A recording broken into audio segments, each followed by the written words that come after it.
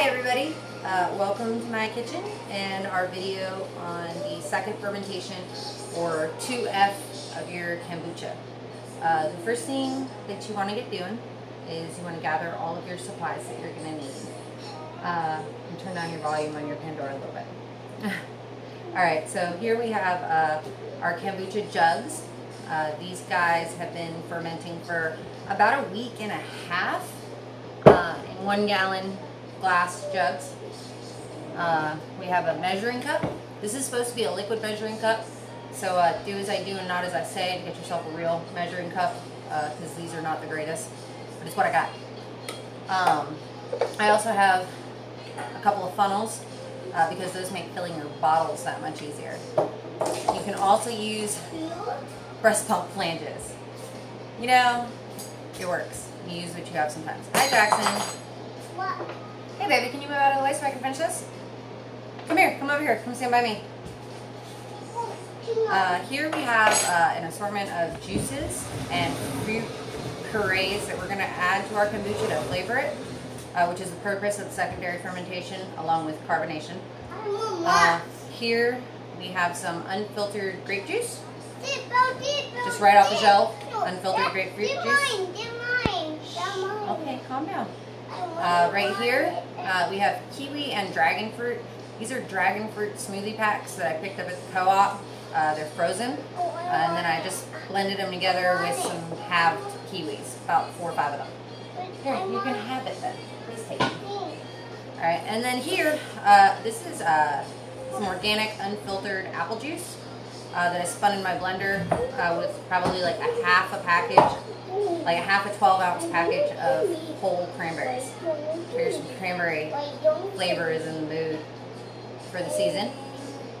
You're also going to need a vessel, something to put your scobies in while you're getting everything all set up so they can have a nice place to hang out.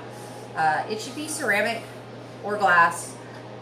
They say stainless steel, but other people say don't put your kombucha in stainless steel. I try to avoid it because you never know. And then also a roll of paper towels. Things get messy.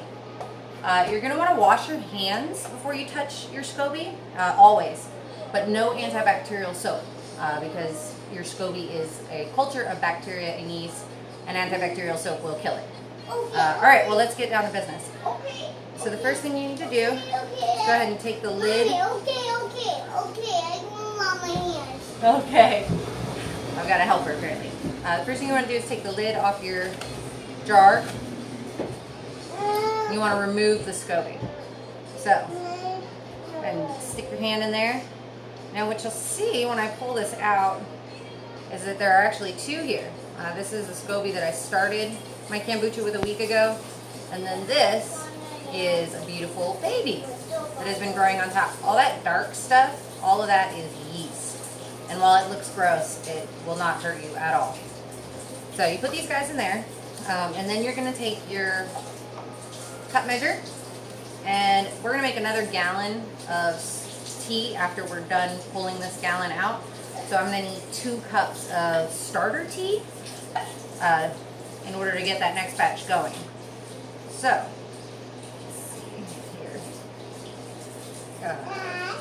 Half cup. A cup, 1.5, and 2. And I'm always pretty generous with my measuring out of my starter tea. The more acidic your starter tea is, the less likely we will be to get mold. So that's why I also say 2 cups to a gallon instead of 1 cup to a gallon, like a lot of other people say, because I don't want to get mold. Because then I have to start all over, and then I'm still another 3 or 4 days behind on getting some fresh Booch. But that's just me. Alright, so now what you want to do with this guy is you want to cover him, especially since we're in the kitchen and I have things like my garbage can and all other kinds of food floating around. We don't want this to get contaminated with any kind of other bacteria or yeast. So, because otherwise we wouldn't have kombucha. Have bread, maybe. So take that and put him off to the side here. So we have a nice big working space. Alright, and now the very next thing we're going to do, Jackson, why don't you come over here if you're going to come sit with me? No, bring your chair over here. Okay. Help me from this side because we're videotaping over here. Well, video. All right. Next thing we're gonna do is we're gonna go ahead. Oh, turn your water off, please. Go turn it off. Come on. Don't leave it running. Next thing we're gonna do is open up the container that you're gonna do your secondary fermentation in. It should be something that's really sturdy with a very tough lid. These GT's bottles that you can buy commercial kombucha in are actually really cool because they're thick. I mean, they're meant to withstand, you know, a 2F beverage being held for long periods of time. So I really like these. I buy commercial kombucha sometimes just to get the bottles. So you put this guy aside. Now, whatever mixture you put your fruit or your juice in, it's going to be like an 80% kombucha, 20% juice concentration. If you want it sweeter or maybe not so sweet, you can play with these levels accordingly. I usually stick to around the 80-20 because I like that good tart right in the back of my mouth on my kombucha, but I do still like it a little on the sweet side. Use my breast pump flange. Works best for the pulps because it's easier to get through. So you're going to take your jar. Oh, hold on. Jackson, will you bring me a big spoon? Do you see a big spoon somewhere? I don't know. Hold on, let me help you.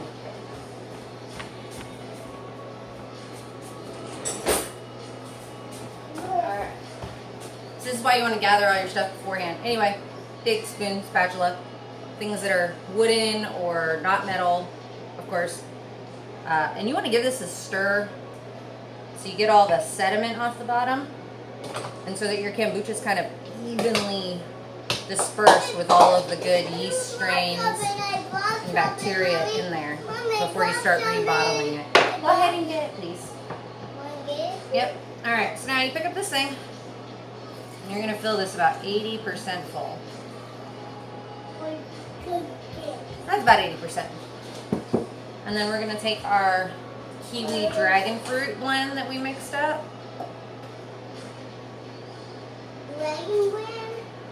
And add it in there. Now, this one is perfect.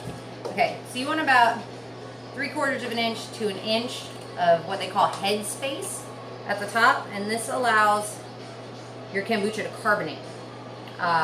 If you don't put in that head space, when the Booch eat the sugar, they'll give off the CO2 gas and you'll blow your top. You'll cause explosions. Also, on a side note, every day you should be burping your bottles. This will help prevent explosions as well and nasty things happening in your kitchen. So go ahead and cap that nice and tight. Give her a little light toss. And that is your kiwi dragon fruit kombucha. Next flavor, we'll just go ahead and do the exact same thing. I'll show you how we do it with the juice. Obviously, it's about the same method. Definitely put your funnel in there. And I use this funnel for the juices just because they're a little easier to get through the hole, so to speak. Alright, that's about 80%. Take your unfiltered grapefruit juice. I want it. A little shake. I want it. No. And pop her down in there. No, I want some. I think that the grapefruit is a little too sweet for me, so I like to mix it in like a 90-10 proportion, but that's just a personal preference. You know, everybody's got their own stuff going on. Capper. And there's your grape juice flavor. Last flavor. I'm going to do the last bottle here. And get your last flavor out of your flange. Note that I'm no longer using these. These are not ones that are in active circulation for my breast pump.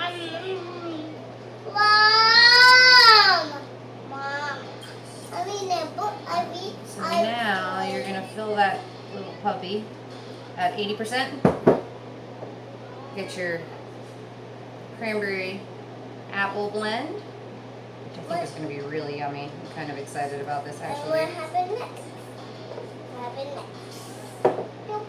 Pull your funnel out and cap. Alright, we'll twist and bam. 3 really cool kombucha second fermentation blends made in all kinds of different ways. Like I said, this one is a frozen dragon fruit smoothie pack that I got at the co-op, and I blended that up with some fresh kiwi, fresh cranberries, some unfiltered organic apple juice, spin it right around in the blender. And then of course, like I said, this one's just like off the shelf, you know, grape juice. I also like those little canned Mexican nectars that they sell in the store too. They're real pulpy and thick, and I feel like they flavor the kombucha better.